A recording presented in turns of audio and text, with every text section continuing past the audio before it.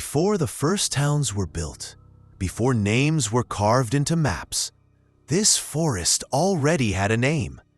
Locals call it Nocturne Grove, but travelers simply know it as the woods you don't enter after dark. Stories have echoed through generations.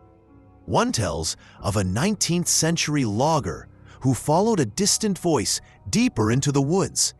His axe was found buried in a tree the next morning. But the man was never seen again. Another tale speaks of a wedding party that camped near the clearing in 1923. The next morning, all but one had vanished. The lone survivor? Found crouched in a cave, whispering names no one recognized. He never spoke again. And then there's the witch tree, a crooked, gnarled oak where no birds ever land. Some say you can hear sobbing beneath it. Others claim they've seen faces ripple in its bark when the moon is high. Are they just stories or warnings carved into time? What if we told you the legends aren't just stories? Meet Daniel Hayes, a wildlife photographer who set up a night vision trail cam deep in the forest for a 48-hour time lapse. The footage? Mostly wildlife. Owls, foxes.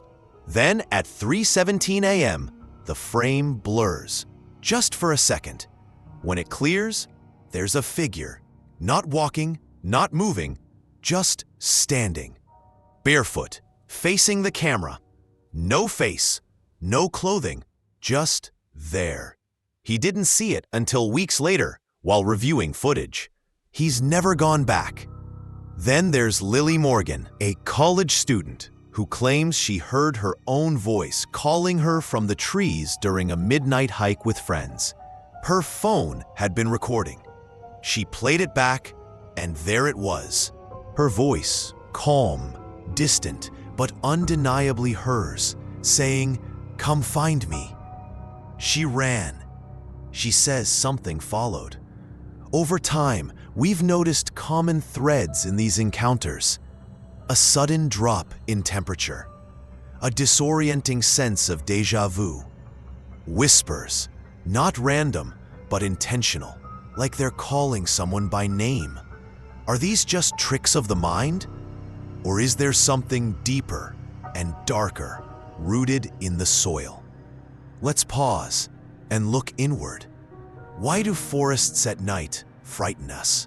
Psychologists suggest it's the fear of the unknown. In darkness, our senses sharpen, and our brain tries to fill in the blanks. Shapes become threats.